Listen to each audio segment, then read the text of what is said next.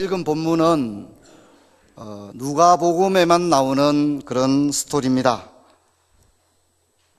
그리고 이제 이 엠마오로 가는 제자와 부활하신 예수님의 만남의 이야기는 복음서에 등장하는 많은 스토리들, 복음서에 많은 이야기들이 있지 않습니까? 베드로가 예수님을 부인한 이야기도 있고 또 5천 명을 먹인 이야기들도 있고 많은 사건들, 이야기들, 설교들이 나옴에도 불구하고 이 본문은 성경에 등장하는 단일 스토리로는 가장 많은 분량이 주어져 있습니다. 이 이야기 스토리의 제목을 굳이 붙이자면 엠마오로 가는 두 제자와 부활하신 예수님의 만남, 이렇게 이야기할 수 있을 텐데요. 부활과 관련된 예수님의 많은 이야기 가운데서도 이 엠마오 에피소드는 우리에게 참 많은 교훈을 안겨줍니다. 이 에피소드라는 것은 잘 알려지지 않은 이야기를 에피소드다, 그렇게 얘기하는데, 이 엠마오 스토리, 이 엠마오 에피소드가 없더라도 성경 전체를 볼 때는 부활의 논증이 부족하지 않습니다. 이 엠마오 에피소드가 없다 한다고 해서 부활의 논증이 채워지는데 계시적인 분량이 부족하냐, 그렇지 않다 이 말입니다. 그럼에도 불구하고 이 엠마오 에피소드는 부활에 관한 풍성한 교훈을 우리에게 안겨줍니다. 가령 이제 평창 올림픽이 지금 열리고 있는데요. 저는 그 여자 curling 선수들이 다 의성 출신이라고 하더라고요. 근데 여러분, 의성의 인구가 몇 명인 줄 압니까? 의성 인구? 제가 여러분 잘 모를 만한 거 조사해가지고 이렇게 가져 나옵니다. 의성 인구가 5만이라고 합니다. 5만. 의성 인구가 5만입니다. 그러니까 한국형 명가 유셀 인구도 안 되는 거죠. 그보다 적은 인구인데 거기서 의성 여중 여고 출신들이 팀을 이루어서 1위, 2위 다 꺾었고 어제는 그 종주국이었던 영국까지도 꺾었는데 참 굉장히 대단하다 이런 생각이 듭니다. 이제 그런 이야기가 쉽게 말하면 뭐라고요? 에피소드입니다. 에피소드. 잘 알려지지 않았던 이야기. 그런 것들이 올림픽의 이야기들을 더 재밌게 풍성하게 해주는 거죠. 그래서 오늘 이 엠마오 에피소드 역시 부활에 관한 이야기를 우리에게 풍성하게 알려줍니다. 제가 이제 이 엠마오 에피소드가 누가복음에만 나온다 그랬는데 사실은 마가복음에도 나옵니다. 근데 마가복음은 이 엠마오 에피소드가 복음서 전체의 많은 이야기들 가운데 가장 긴 분량을 차지하고 있는 스토리임에도 불구하고 마가는 이 매우 긴 이야기를 단 두 개의 구절로 매우 함축적으로 줄이고 있는데요. 우리 이걸 좀 읽고 넘어가면 좋겠다 생각합니다. 마가복음 16장 13절로 12절입니다. 우리 한번 성경을 찾도록 하겠습니다. 성경을 한번 찾도록 하겠습니다. 마가복음 16장 12, 13절 한번 찾으시고요. 펜이 있는 분은 여기다가 엠마오 에피소드라고 적어 놓으시면 성경을 읽을 때 음성 지원이 이루어집니다. 음성 지원. 목사님이 엠마오 에피소드라 하더라. 그게 음성 지원이 됩니다. 자, 12, 13절 우리 같이 읽어봅시다. 시작. 그 후에 그들 중 두 사람이 걸어서 시골로 갈 때 예수께서 다른 모양으로 그들에게 나타나시니 두 사람이 가서 남은 제자들에게 알렸으되 역시 믿지 아니하더라. 매우 긴 이야기를 여기서 그냥 단단하게 두 줄로 정리하고 있습니다. 이 두 사람은 글로바와 이름을 알 수 없는 한 제자이고 시골은 엠마오를 이야기하고 있습니다. 다시 돌아올까요? 자, 여러분 우리의 본문을 한번 보도록 하겠습니다. 누가복음 24장 읽지 않았던 1절부터 12절을 좀 살펴보고 싶은데요. 1절을 보면 안식 후 첫날 이렇게 얘기하고 있습니다. 안식 후 첫날. 부활이 언제 이루어졌다는 거죠? 안식 후 첫날. 안식 후 첫날이 언제입니까? 주일인 것입니다. 주일. 안식 후 첫날이 주일입니다. 여러분 알다시피 유대교는 토요일날, 안식일날 모였지만 초대교회 그리스도인 공동체들은 언제 모여 예배를 드렸죠? 주일날 모여 예배 드렸는데 주일이 뭡니까? 안식 후 첫날인 겁니다. 여러분 이제 우리가 이걸 생각해야 됩니다. 이 종교개혁자들이 없애려고 했던 것 중에 하나가 부활절과 성탄절이라는 걸 알아야 합니다. 12월 25일 날에 예수님이 태어났다는 건 넌센스입니다. 그건 확인할 수도 없는 일일 뿐더러 그렇게 예수님이 태어난 날짜를 정확하게 성경이 계시하지 않기 때문에 12월 25일이라고 하는 것은 그날을 우리가 그냥 그런 주님이 오신 부활절로 성탄절로 생각하는 겁니다. 부활절 역시 이제 우리가 원래는 4월 1일이거든요. 근데 이게 이제 예수님이 그날 부활했다는 게 아닙니다. 이것은 이 두 축제는 모두가 로마의 축제일로부터 기독교의 하나의 절기로 고착화된 겁니다. 그래서 종교개혁자들이 가장 없애려고 한 게 뭐냐면 부활절입니다. 부활절, 성탄절입니다. 왜냐하면 왜 없애려고 했을까요? 성경에 말하고 있지 않기 때문에, 성경이 그걸 지키라고 말하고 있지 않기 때문에, 그리고 초대교회가 적어도 2세기, 3세기까지는 지키지 않았어요. 3세기 이후부터 이런 것이 드러나게 되는데 3세기부터 이런 것이 드러난다는 말은 뭐냐면 박해받던 기독교가 특혜받는 기독교로 바뀌게 되고 난 이후부터 기독교가 시스템화되어 갑니다. 국가 행사로 바뀌기 시작합니다. 콘스탄티누스 대제가 기독교를 국교로 받아들이면서 기독교의 예배가 하나의 국가 행사로 접목되면서 이런 오랫동안 지켜왔던 로마의 축제일들이 기독교의 절기와 함께 만나서 부활절, 성탄절 이런 걸 이루게 된 것입니다. 성경적 근거가 없기 때문에 그런 겁니다. 그럼 목사님 뭐 어떻게 하자 말입니까? 이거 지키자 말입니까? 말자 말입니까? 저는 지키는 것이 무방하다고 생각합니다. 그러나 한 가지 아쉬운 점이 있습니다. 뭐냐면 여러분 우리는 오늘 무슨 날이죠? 주일이죠. 주일. 주일에 우리가 교회 옵니다. 주일 교회 가야지. 주일 성수해야지. 그래서 교회 와서 교회 뭐 합니까? 예배드리고 떡국 먹고 집에 갑니다. 그런데 여러분 이것이 진짜 주일의 의미는 아니라는 겁니다. 여러분 초대교회 성도들은 안식 후 첫날 모이기 시작했습니다. 안식 후 첫날 무엇을 기념하여 그들이 모이기 시작했다는 거죠? 찬양자들 좀 도와줘야 돼요. 제가 지금 보고 있지 않습니까? 안식 후 첫날 초대교회 그리스도인들이 안식 후 첫날 무엇을 기념하기 위해 모여서 떡을 떼고 말씀을 나누고 마음을 합하여 기도하고 왜 그랬다는 겁니까? 무엇을 기념하여? 부활을 기념했다는 겁니다. 여러분 우리가 이렇게 주일에 모이게 된 것은 무엇을 기념하기 위해서 모였다는 거죠? 명절 이후에 리액션이 굉장히 약해지셨습니다. 부활을 기념해서 모였다는 겁니다. 여러분 이걸 잊으면 안 됩니다. 근데 문제는 뭐냐면 부활절이라는 걸 따로 두다 보니까 부활의 스토리와 부활의 찬양은 마치 부활절에만 독점적으로 부르는 것처럼 되어버렸는데 사실 이것은 정말 우리가 천국에 가서 물어봐야 될 일이지만 이건 주님의 아이디어는 아니라고 생각합니다. 왜냐하면 우리는 모일 때마다 우리는 지금 어떤 주님을 찬양하는 거죠? 승리하신 주님, 죽음과 싸워 승리하시고 자기 육신을 속죄 한목제물로 드려 우리의 대속의 대역사를 이루시고 죽음과 싸워 승리하셔서 부활의 첫 열매가 되심으로 장차 우리들을 부활과 싸워 죽음과 싸워 승리하는 부활의 영광 가운데 나타날 수 있는 은혜를 주신 줄 믿습니다. 그래서 초대교회 성도들이 원형 경기장에서 사자의 밥이 될지라도 그들이 두려워하지 않았던 것은 우리 주님이 죽음과 싸워 부활하신 그날에 모여서 예배를 드리면서 부활의 신앙을 고취하고 주님이 또한 이 부활 공동체를 향하여 너희들은 이 모든 일의 증인이다. 부활의 증인이 된 거예요. 그래서 우리 기독교가 힘이 있는 이유는 주일날에 모여가지고 뭐 이렇게 주일이니까 주일 성수 이거는 후기에 매우 청교도적인 그런 음정주의로 흘러버려서 그건 좋은데 청교도가 잘못한 거는 주일을 매우 거룩하게 지키자고 하는 안식일 어떤 연속성을 가진 건 굉장히 좋지만 한 가지 놓쳐버린 거는 무엇이 강조되지 못했다는 거예요. 무엇이 강조되지 못했다는 거예요?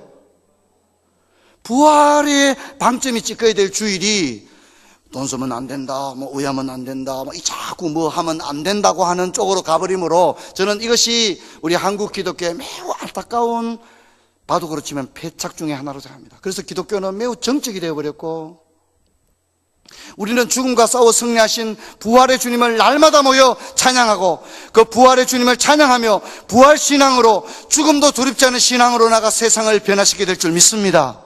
이런 기독교의 야성이 이런 절기들을 하나하나 박아놔 버리니까 부활은 매일 찬양해야 되고 부활의 주님을 매일 증거해야 되는데 부활절에만 하고 말이죠. 이런 문제를 가져왔다는 것을 우리가 알고 부활절과 성탄절을 맞게 되기를 바랍니다.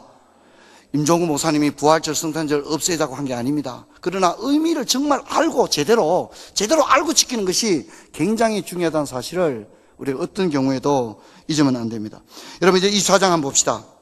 안식 후 첫날 주일입니다. 새벽에 여자들이 부활의 현장을 가장 먼저 목격하고 또 천사들이 이들에게 주님이 부활했음을 고지하는 것을 봅니다. 24장 12절에 보면 베드로 역시 여자들의 증언을 재확인하는 것을 볼 수 있습니다. 자, 그리고 이제 우리가 12장이 끝나고 13절에 넘어와서 그날에라고 하는데 이 그날에가 중요합니다. 이 그날에 여기 그날에 엠마오로 가는 두 명의 낙심한 제자들은 1절부터 12절의 공간 안에 있었다는 걸 잊지 말아야 됩니다. 이 13절에 등장하는 이 두 제자, 엠마오로 가는 이 낙심한 두 제자들이 1절부터 12절의 공간 안에서 여자들의 증언을 들었고 베드로가 여자들의 그 증언을 재확인한 것까지도 다 듣는 그 현장에 이 두 제자가 함께 있었다는 사실을 우리가 잊으면 안 됩니다. 그걸 어디서 알 수 있느냐면 이들의 증언에서 알 수 있습니다. 우리 함께 읽어볼 텐데요. 24장 22절부터 24절까지 또한 시작. 또한 우리 중에 어떤 여자들이 우리로 놀라게 하였으니 이는 그들이 새벽에 무덤에 갔다가 그의 시체는 보지 못하고 와서 그가 살아났다 함 천사들의 나타남을 보았다 함이라. 또 우리와 함께한 자 중에 두어 사람이 무덤에 가 과연 여자들이 말한 바와 같음을 보았으나, 자, 이들의 마지막 말이 뭐예요? 우리가 여자들이 가서 예수님 부활했다 하더라, 돌 무덤이 옮겨져 있었다 하더라, 천사들이 나타나서 예수는 여기 계시지 않고 살아났다 하더라, 이런 얘기를 하는 것을 이 두 사람 다 들었어요. 또 베드로가 안 되겠다, 내가 가서 확인해 봐야 되겠다. 베드로와 몇 명의 제자들이 가서 여자들의 증언의 여부를 확인하고 돌아와서 이야기하는 것까지 다 들었다는 거예요. 우리 다 들었다는 얘기예요. 다 안다는 거예요, 우리도. 그런데 왜 부활의 주님을 확신하고 찬양하고 주님의 사명을 감당하는 현장이 있지 아니하고 그 현장에서 이탈하여 고향으로 낙향하고 있습니까?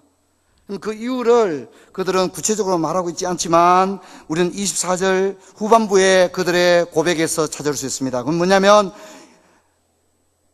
과연 여자들이 말한 바와 같음을 보았으나 중요한 건 뭐라고요? 예수는 보지 못했다는 거예요.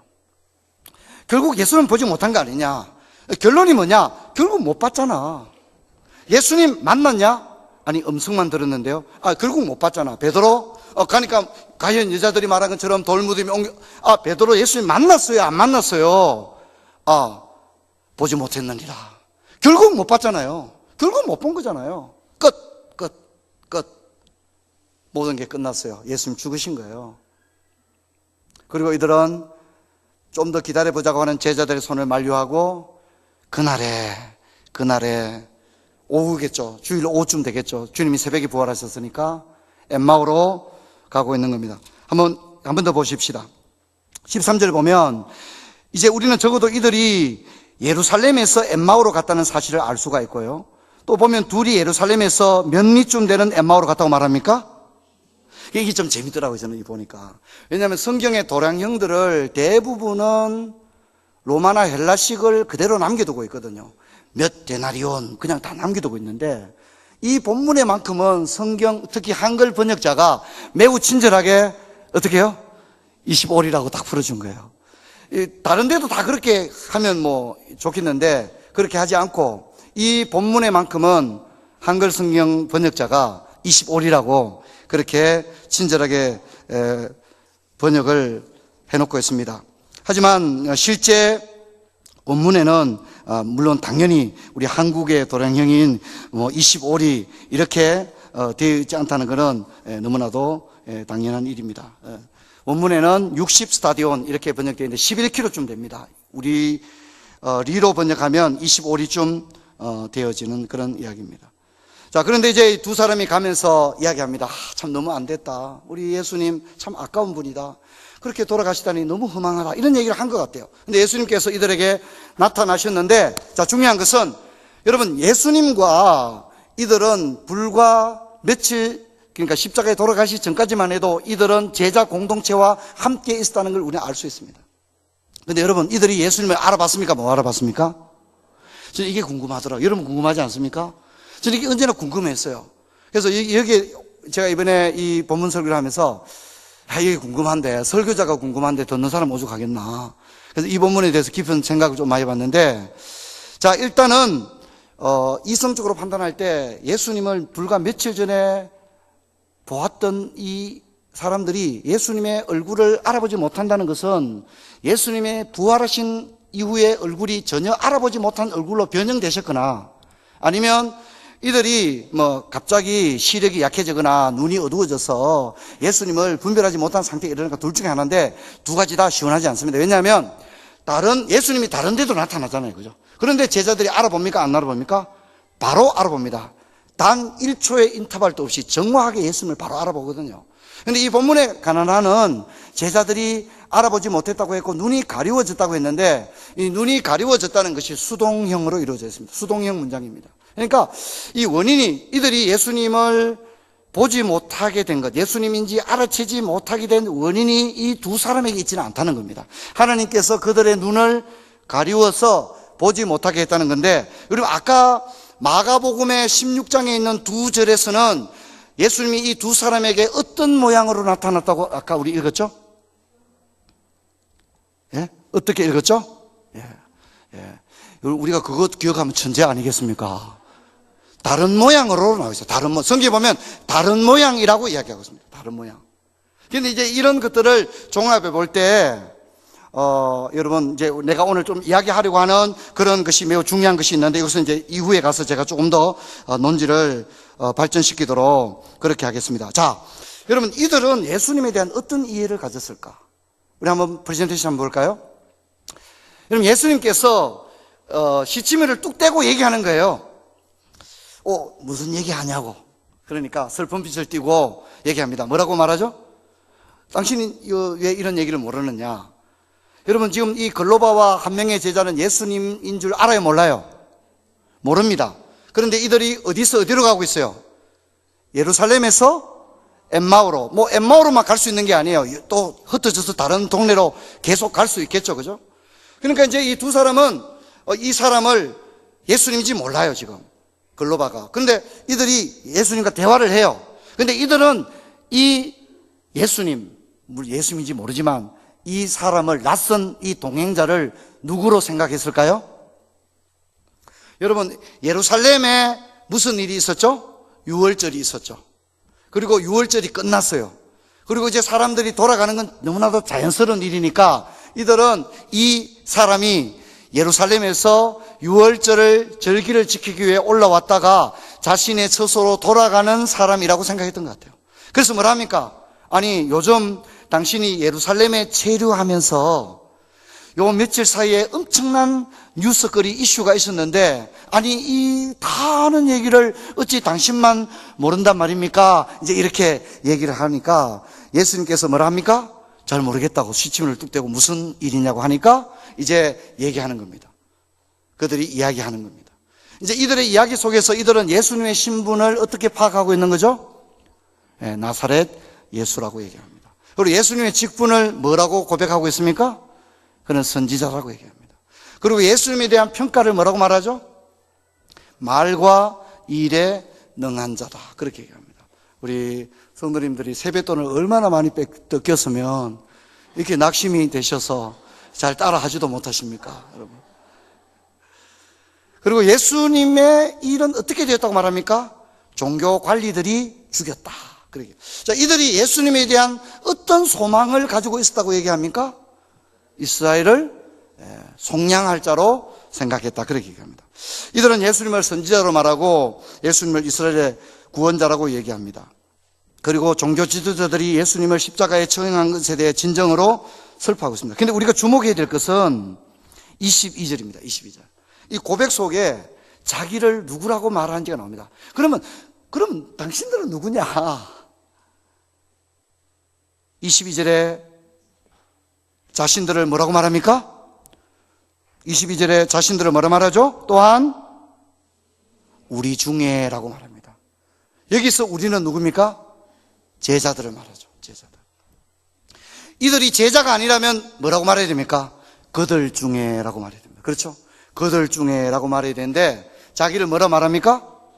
우리 중에라고 말함으로써 간접적으로 나도 그들 가운데 한 사람이라고 얘기합니다. 여러분 보세요. 예수님이 십자가에 못 박힐 무렵에 베드로는 예수님의 제자라는 사실이 알려지게 되었을 때 자신에게 닥치게 될 손해를 두려워한 나머지 예수님을 모른다고 했죠. 지금 예루살렘의 분위기가 예수님 제자입니다라고 공공연하게 이렇게 커밍아웃을 할 수 있는 분위기입니까? 아닙니까? 아닙니다. 그렇죠? 아닙니다. 예수님의 제자라고 했다가는 지금 옆에 사람이 누군 줄 모르는데 어떻게 그런 얘기를 합니까? 지금 분위기가 그런 분위기가 아닙니다. 그런데도 이 글로바는 자신을 제자들 중에 한 사람이었다고 분명하게 고백을 하고 있는 것을 볼 수 있습니다. 여러분, 이들은 도대체 누굴까요? 이들은 분명히 제자입니다. 물론 12제자군 무리에 속한 자는 아니었겠지만 적어도 예수님께서 부활하신 다음에 첫 번째 스케줄로 이 두 사람을 만나셨다고 하는 것을 감안할 때 적어도 이들의 제자로서의 비중이 결코 가볍지 않음을 우리는 알 수가 있습니다.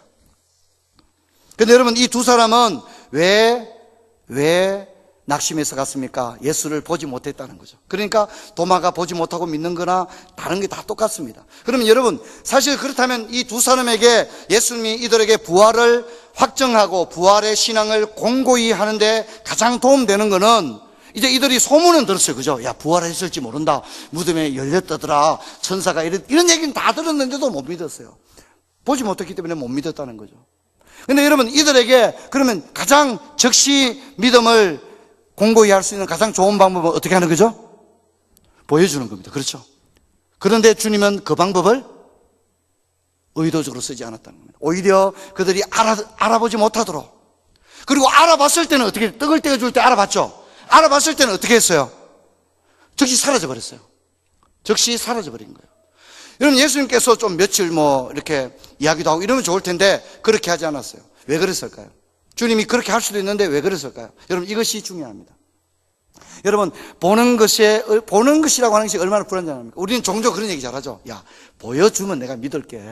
보여 한번 줘봐라. 그런 얘기 하지만, 여러분, 보여주면 우리가 물건을 사는 데는 도움이 될지 모르겠지만, 항구한 신앙을 반석 위에 견고히 세우는 데는 여러분, 보는 것으로 믿음이 구축되지 않습니다. 믿음은 들음에서 나고 들음은 말씀으로 말미암은 줄 믿습니다.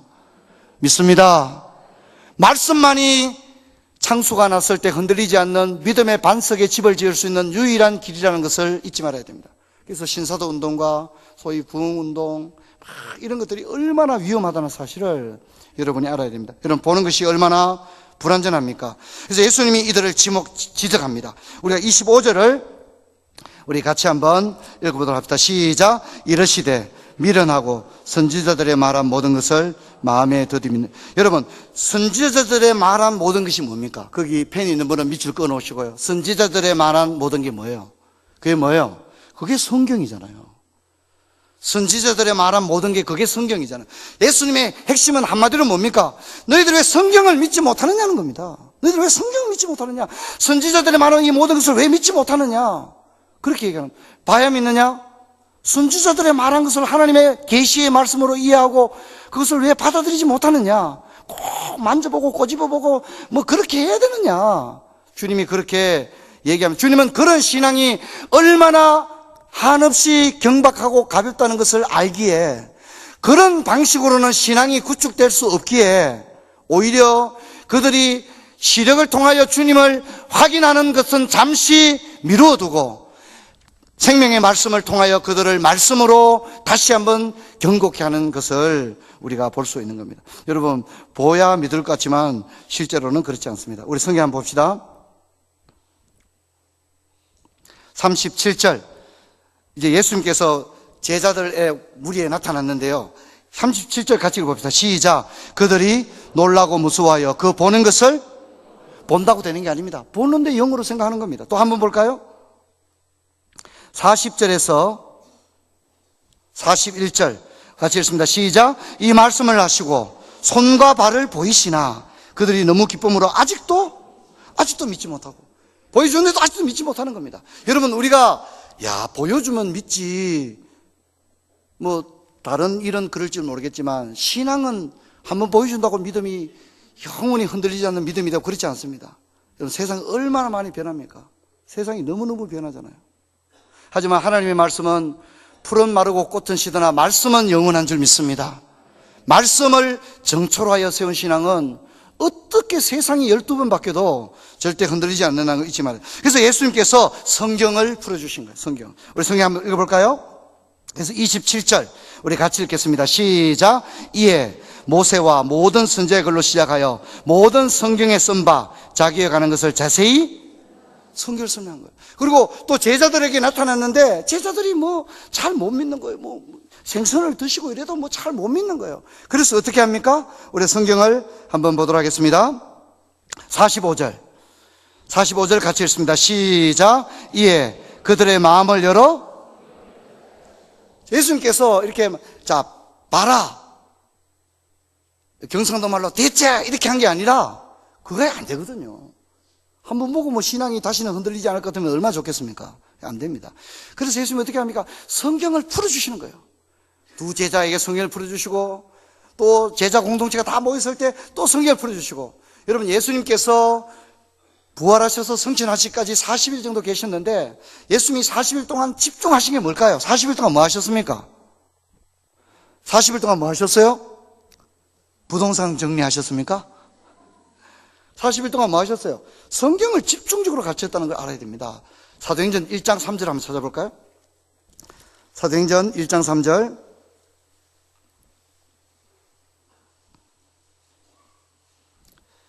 같이 한번 읽어봅시다. 시작. 그가 고난받으신 후에 또한 그들에게 확실한 많은 증거로 친히 살아계심을 나타내사 40일 동안 그들에게 보이시며 하나님 나라의 일을 말씀하시다 가르친 것입니다. 집중적으로 성경을 가르친 겁니다. 여러분, 저를 봅시다. 우리 교회가 원래 이제 성경 일자 이렇게 얘기를 하고 있는데, 여러분, 제가 지난주에도 말씀했습니다만 우리가 속으면 안 됩니다. 교회에 와서 하는 일이 많잖아요. 여러 가지를 합니다. 주일에만 교회 오는 게 수요일에도 오고 주중에도 와서 준비해야 되고, 그러니까 우리가 참 교회를 많이 해요. 너무너무 교회를 많이 해요. 그러면 우리 가운데 포만감이 생기는 거예요. 참 나 교회를 많이 한다. 나 옛날에는 정말 교회도 잘 안 다니는 사람이 교회 가서 직분도 몇 개나 맡고 너무너무 많은 거 하는 거예요. 너무너무 많은 거. 포만감이 사로잡혀요.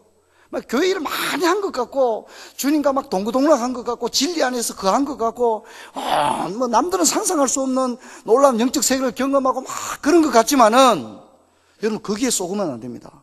그래서 너무너무 포만감을 느낀 나머지 집에 가서는 또 어디에 빠집니까? 황금빛이 또 펼쳐. 황금빛이 쫙 펼치는 거예요. 근데 속으면 안 됩니다. 제가 말씀드렸죠. 우리는 방송실에 일하기 위해 교회 온 게 아닙니다. 찬양대도 잘 알죠. 찬양대 하기 위해 교회 온 게 아니에요. 그래서 종교개혁 시대에는 찬양대석이 다 없애버렸어요. 말씀 듣는 게 더 중요하니까 찬양대석이 실제로 없었어요. 여러분, 우리가 주차 관리하고 방송실 봉사하고 찬양대 하는 건 매우 아름다운 디아코니아입니다. 주님이 매우 기뻐하십니다. 주님이 그걸 기뻐하세요. 그리고 매우 아름다운 헌신임에 틀림이 없어요. 하지만 매우 중요한 것은 그보다 우리에게 매우 더 주된 일이 있습니다. 여러분, 그것은 우리가 말씀을 주님의 발치 아래 앉아 주의 말씀을 경청하는 일인 줄 믿습니다. 할렐루야. 어떤 경우도 잊지 마십시오. 제가 옥하는 목사님 말씀드렸죠. 옥하는 목사님 그렇게 유명하시고 훌륭한 분이지만 그 세 자녀들이 다 어렵게 됐습니다. 제가 그 자제에게 얘기 들었습니다. 우리 아버지는 연초만 되면 항상 가정예배 드리자고 얘기했지만 우리 아버지 한 번도 가정예배 드린 적 없다. 옥하는 목사님 한국교회 존경받는 인물이지만 제가 인간적으로 판단해서는 안 되지만 가정적으로는 덕이 되지 못한 부분들이 좀 많다고 생각합니다. 여러분, 우리가 목사라는 것, 장로라는 것, 그게 대단한 것 같지만 거기에 다 쏘가 넘어가는 거예요. 내가 목사고 장로고 얼마나 교회를 많이 합니까? 주님과 동행하고, 아골골박 빈들에 가고 그러는데, 사실, 자세히 조사해보면 별 거 없어요. 주를 위해 산다 하는 것은 대단하지만, 다 빼놓고 보면, 결국 말씀이 없어요. 심각한 상황에 빠지는 거예요. 저는 여러분에 도전하기 원합니다. 여러분, 우리가 교회에서 목사 장로로 찬양대원으로 열심히 했는 거, 그건 여기서 내려놓으시고 집에 가셔서 여러분 성경 읽으시고 가정예배 드리시길 바랍니다. 우리는 우리 아버지들이 목사님이고 우리 아버지가 장로님이고 우리 어머니가 권사님인데, 교회 가서 부엌일하고 새벽기도 안 빠지고 열심히 하고 여전도 회장 야야 올래 또 맡으라 하더라 이런 얘기 많이 들었지만, 정말 집에서 성경 읽는 아버지 밑에서 자라지 못했고 성경 읽는 어머니 밑에서 자라지 못했고, 가정예배 드리기보다는 집에 와서 목사 욕하고 장로 욕하고 맨날 그런 것만 듣고 자란 거예요. 그냥 3대째 믿는 집들이 주로 다 그래요. 맨날 교회 욕하는 이야기, 안 좋은 얘기, 덕이 안 되는 얘기, 꼬맹이들이 맨날 그런 것만 듣고 자라고, 그게 오늘 우리 현실입니다. 그리고 아버지 교회 일을 한다고 바쁘고 엄마 교회 일 열심히 하고 바쁘고 정신없어요. 그런데 우리의 가정들은 피폐합니다. 여기 있는 대부분의 성인들은 성경 읽는 아버지, 성경 읽는 어머니, 집에서 가정예배 드리는 그런 환경에서 우리가 자라지 못했어요. 우리가 그걸 보지를 못했어요. 지금 우리 고등부 아이들은요, 10명 중에 2명만이 대학부에 살아남습니다. 교회를 잘 다니고 있는 고등부 아이들도 고등부가 끝나고 대학부에 들어가고 나서는 2명밖에 살아남지 못한 시대를 살고 있습니다. 남의 얘기가 아닙니다. 이제 저도 마찬가지고 다 마찬가지입니다. 저는 가장 두려운 게 제 아이들이 어긋난 길 같아. 저는 그게 가장 두렵습니다. 그래서 우리 둘째도 이제 부모를 떠나서 서울에 가야 되는데, 제가 요즘 둘째하고 맨날 얘기합니다. 둘째, 야, 남자는 있잖아요. 요렇고, 이런 것부터 시작해서, 이거 다 하나하나 얘기합니다. 생각해보니까 아이하고 이야기한 시간이 없어요. 우리 아이가 대학생이 될 때까지 내가 아이한테 아버지로서 들려줘야 될 얘기들을 하나도 한 게 없는 것 같더라고요. 그래서 요즘 계속 둘이 앉아가지고, 한컴빛 보면서 계속 얘기합니다. 둘이서. 야, 있잖아. 얘기 좀 더 하고 자라. 그러고 계속 얘기합니다. 부모 마음이 오죽하겠어요. 여러분, 우리가 교회에서 열심히 하는 거 제가 인정합니다. 그러나 우리 집에 가면 어떻게 됩니까? 아무것도 없어요. 목사님 집이고 장로님 집이라고 할 수가 없어요. 집에 가면 안 믿는 불신자의 집과 다를 바가 없어요. 우리는 대중들이 지켜보는 이 대중적이고 사회적 현장에서는 너무너무 잘해요. 가운 입고 잘해요. 집에 가면 아무것도 없어요. 정말 교회 다니는 집 맞나 싶은 거예요. 이런 토양행 가지고는 답이 없습니다. 저는 올 한 해 우리가 그동안에 여러 가지 열심히 한 거 다 아름다운 일이지만, 여러분, 우리가 이제 우리 푸른 조정계 성도들 가정들은 집에 돌아가면 성경 읽고 또 가정예배 드리는 이것이 우리 성도들 가정의 그림이 되기를 주님은 축원합니다. 저희 집은 이제 성경 읽기 계획을 우리 세워서 어떻게 읽기로 했냐면, 신약 성경은 주일날 식구들이 같이 모여 함께 읽고 구약 성경은 개인적으로 읽기로 그렇게 결정을 했어요. 그래서 주일이 52주인데 벌써 이제 2달이 지나가지만, 한 주일날 저녁에, 오후나 저녁에 모여서 신약 성경을 10장씩 읽어갑니다. 10장을 읽어가면 어떻게 되냐면 1년에 신약 성경만 2번 읽을 수가 있어요. 컨디션이 안 좋은 날은 한 3장만 읽고 끝냅니다. 그렇게 해도 돌아가겠더라고요. 그렇게 해도 좀 가족들 상태가 좋은 날은 10장 읽고, 집에 분위기가 싸늘한 날은 한 3장만 딱 읽고, 오늘 요만하자. 그렇게 해도 신약은 읽을 수 있더라고요. 구약은 개인적으로 읽어나가고 그렇게 하면 됩니다. 여러분, 이번에 우리 목표는 아버지가 오독하는 게 아니라 온 가족이 성경 일독하게 되길 바랍니다. 꼭 실천하기 바랍니다. 주일날 오후나 저녁에 온 식구들이 앉아서 함께 성경 읽습니다. 제가 시편 1장을 읽으면 다른 가족들은 눈으로 보고 따라옵니다. 그리고 아내가 또 시편 2편을 읽습니다. 또 다른 가족이 눈으로 따라옵니다. 이렇게 해서 10장까지를 같이 읽는데 참 좋다는 생각이 들더라고요. 너무너무 제가 이런 생각했습니다. 정말 이렇게 한다면 온 가족이 매주 둘러앉아 함께 성경 읽고 또 가정예배도 읽는다면 사실 우리 교회가 하는 제자훈련 제가 볼 때는 안 해도 된다고 생각합니다. 안 해도 아무 관계 없다고 생각합니다. 그렇게만 할 수 있다면 굳이 제자훈련 안 해도 저는 된다고 생각합니다. 그만큼 중요한 겁니다. 여러분, 말씀이 길었습니다만, 여러분, 주님께서 제자들에게 자신의 모습을 육안을 통하여 확인하는 방법을 통하여 부활의 신앙을 고취할 수 있었지만 그 방법을 잠시 미루어 두시고 오히려 그들을 예수님을 육신적으로는 알아보지 못하게 하신 다음에 25리 되는 길이 적어도 2-3시간은 걸어갈 길이잖아요. 그 긴 시간 동안에 모든 성경에 쓴 바 자기에 관한 것을 자세하게 설명해 주셨다고 했고요. 우리 성경 한 절 읽고 마치도록 하겠습니다. 성경 한번 보도록 하겠습니다. 32절 같이 한번 읽겠습니다. 32절 시작. 그들이 서로 말하되 길에서 우리에게 말씀하시고 우리에게 성경을 풀어주실 때에 우리 속에서 마음이 뜨겁지 아니하더냐 하고. 할렐루야. 올 한 해 여러분 거창한 목표들 다 내려놓으시고 여러분 우리의 가정에서 성경 읽고 예배, 가정 예배 드리는 이 복된 은혜가 우리 푸른 초장교회에 자리 잡는 그런 은혜가 있기를 주의 이름으로 축원합니다. 자리에서 일어나겠습니다.